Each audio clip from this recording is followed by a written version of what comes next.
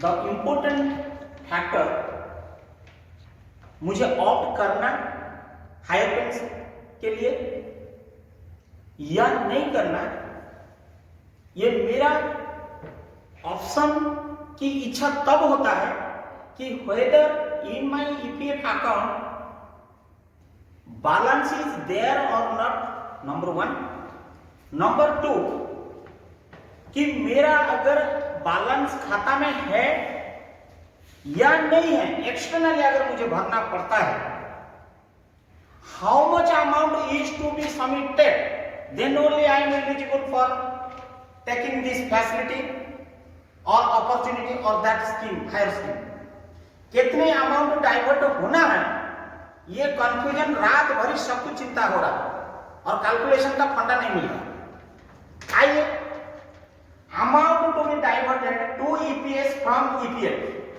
मान लीजिए ईपीएफ में आपका पैसा नहीं है, किसी कारणवश आपको एक्सटर्नली इतना पैसा ही डिपॉजिट करना पड़ेगा अगर आप ऑप्शन भरते हो। आइए, सीरियल नंबर, ऑप्शन माने भरना या नहीं भरना, एक्चुअल सैलरी, आपका पूरा जिंदगी में कितनी सैलरी आपने एवरेज सैलरी उठाया है, total contribution diverted to EPS in percentage 8.33, बोलने की कोई जरूरत नहीं है, मैं पिछले स्लाइड से बोल के आ रहा हूं। डाइवर्टेड टू ईपीएस, ये परसेंटेज में है, ये रुपीस में है। और बैलेंस अगर डाइवर्ट कर देते हो, आपकी बैलेंस में, बैलेंस अकाउंट में कितना लेजर बैलेंस आपका ईपीएफ में रहेगा आफ्टर रिटायरमेंट एज। पेंशन कितना मिलेगा याद रखिएगा, हायर पेंशन का काय के लिए आई। अब कैलकुलेशन में ये मैं डाइवर्ट करना चाहता हूं, आई एम ऑप्टिंग ऑप्शन कि मैं हाँ हायर पेंशन में शामिल होना चाहता हूं, जॉइंट ऑप्शन 3/3/2023 तक भरना चाहता हूं। क्या होगा, मैं ऑप्ट किया, मेरा टोटल सैलरी कितना था, मेरा ये एवरेज सैलरी 1,94,000 हिसाब से मेरा टोटल सैलरी 2,64,96,909 रुपये। मैं वही लिखा हूं, मैं कुछ गलत नहीं लिखा हूं। और टोटल कंट्रीब्यूशन 4D कितना होगा, 31 लाख। यहाँ पे मैंने देखो कैलकुलेशन किया 12% में 31,79,521। मैं कुछ गलत नहीं लिखा हूं, कैलकुलेशन आपके डाटा से आपने पढ़ा है। आप कंसल्टेंसी देके किसी को जाके किसी चार्टर्ड अकाउंटेंट के पास बैठ के टाइम वेस्ट करना और पैसा वेस्ट करने का जरूरत नहीं है। अगर आपको हिसाब किताब मालूम नहीं होता है, आपके घर में बच्चा होगा, पढ़ा लिखा बच्चा होगा, हिसाब किताब जानता है, भाई होगा, बहन होगा, यार होगा, दोस्त होगा, उनको बोलो मेरा कैलकुलेशन इसी फॉर्मूला के हिसाब से कर दो भाई। देन डाइवर्टेड टू ईपीएस, माने ईपीएफ से ईपीएफ को जाएगा, आई मीन प्रोविडेंट फंड से पेंशन स्कीम को जाएगा, एम्प्लॉयज पेंशन स्कीम को जाएगा। डाइवर्ट कितना होगा, 4C क्या है, टोटल अमाउंट का 8.33, मतलब ये 2,64,96,001 रुपया का 8.33 कितना होता है रे बाबू, हिसाब करो। ये होता है 22,07,118 रुपये। क्लियर। नाउ अगर हम ये पैसा को डाइवर्ट कर देते हैं, आपका खाता में था कितना, 31,79,521 रुपया आपका ईपीएफ के अकाउंट में कब, रिटायरमेंट के दिन में था, ईपीएफ अकाउंट में था। और आज आपको जब ऑप्शन भरते हो, आपको डाइवर्ट करना पड़ता है 22,07,118 रुपया ईपीएफ से ईपीएस को। आपका खाता में बैलेंस कितना रह जाएगा, 31,79,521 माइनस 22,07,118 रुपया डाइवर्ट कर देने के बाद 9,72,423 603 रुपया आपका रिटायरमेंट एज में आपका जिंदगी का पूंजी पीएफ का अकाउंट में पड़े रहेगा। 31 लाख इतना लेके आपको जाना था रिटायरमेंट के एज में, लेकिन आपने इतना अमाउंट डाइवर्ट कर दिया, माइनस कर दिया, और बाकी बैलेंस आपका ये अमाउंट रहा आपकी जिंदगी की कमाई, पीके का कमाई। जिस दिन जाएगा पीएफ इतना पकड़ेगा जाएगा। अगर पीके ये ऑप्शन को नहीं चुनता है, ऑप्ट नहीं करता है, उसका सैलरी कितना था बाबू, वही अमाउंट 2,64,00,000, इसमें तो चेंज नहीं हुआ, कंट्रीब्यूशन में भी कोई चेंज नहीं हुआ। ये जो डाइवर्टेड करना है ये कुछ भी नहीं करेगा। क्यों? ऑलरेडी जो 26 लाख आप मैं प्रीवियस स्लाइड में बताया था कि उसका जो कैलकुलेशन 8.33 3 स्टेज में हुई, नवंबर 95 से लेकर सितंबर 2001 तक, अक्टूबर 2001 से लेकर अगस्त 2014 तक और सितंबर 2014 से लेकर पीके का ये रिटायरमेंट तक, ये 3 स्टेज में कैलकुलेशन में प्रीवियस स्लाइड में दिया हूं। क्या दिया हूं? उस समय 5,000 का लिमिट था नवंबर 95 से सितंबर 2001 तक, फिर 6,500 जो था 2001 से अक्टूबर से अगस्त 2014 तक था, फिर 15,000 जो है अंत तक रिटायरमेंट तक रहेगा। उसका कैलकुलेशन में प्रीवियस स्लाइड में दिया हूं, जिसका कंट्रीब्यूशन 26,000 ये 2,06,171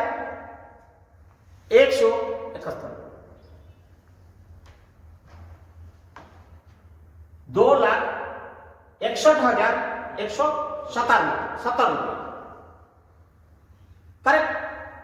क्योंकि आप ऑप्शन भर नहीं रहे तो आपको वही जो कटा हुआ है उतना ही रहेगा, और जो कटना है बाकी उतना ही रहेगा। ये कैलकुलेशन में प्रीवियस पार्ट में ऑलरेडी दे चुका हूं। दैट मीन्स आपका रुपीस में अगर कन्वर्ट करेंगे सेम अमाउंट रहेगा। अच्छा, आपकी बैलेंस बाबू कितना रह जाएगा जिस दिन आपको रिटायर होता है? पीके जब रिटायर होता है उसका खाता में कितना था? 31,79,521 रुपया, और इतना अमाउंट उसका डाइवर्ट हो जाएगा 2,61,117 रुपया, माइनस होने से 29,010 माइनस 10 विदाउट ऑप्शन, तो उसका लेजर बैलेंस कितना होगा? 29,18,404 रुपया। माय डियर फ्रेंड्स, यहां पे क्लियर रख लीजिए, मैं इसके ऊपर जो मैं बोलने जा रहा हूं मैं कंपैरिजन करके आप लोग को बताऊंगा कि अभी एक व्यक्ति पीके जब ऑप्शन भर देता है उसका खाता में सिर्फ 9,62,403 रुपया पीएफ अमाउंट लेके जा रहा है एक चेक। अगर पीके अगर ऑप्शन नहीं भरता है वो पीएफ अमाउंट लेके जाता है 29,18,404 रुपये। कितना ह्यूज डिफरेंस आप देख रहे हैं, कहां 9 लाख और कहां 29 लाख, 20 लाख का डिफरेंस आ जाती है। वो जो 20 लाख का डिफरेंस लगभग आ जाता है, क्योंकि आपने यहां पे बात डाइवर्ट कर रहे हैं 22 लाख काय के लिए? हायर पेंशन के लिए। और अगर आप हायर पेंशन भर देते हो तो आपको पीएफ कम हो गया, लेकिन महीना में आपका सैलरी कितना बन रहा है पीके का? माय डियर फ्रेंड्स, मैंने पिछले स्लाइड में बताया आपको कि उसकी पेंशन कितना बनता है। उसका पेंशन बनता है रुपया।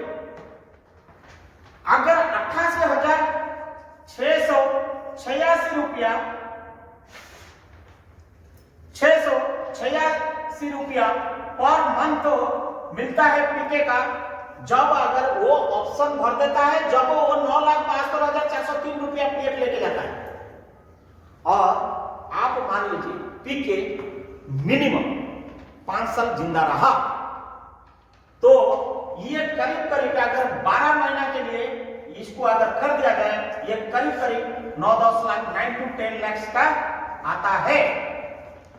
अगर पीके 5 साल जी जाता है तो 50 से 60 लाख रुपया उसको मिलता है और उसके पश्चात उसका स्पाउस को मिलते रहता है, क्योंकि इंडियन एवरेज लाइफ एज 69.8 से 70 years.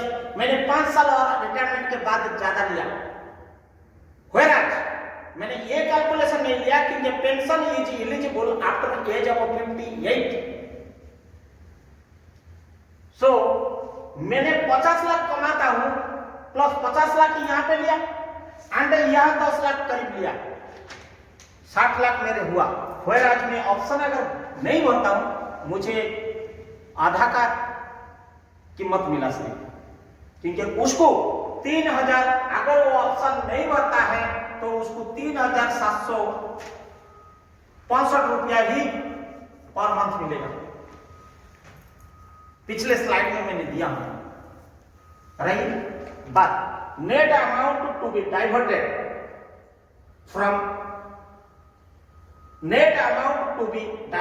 From EPF to EPS 19 lakh this and this already आपने ये जमा किया है।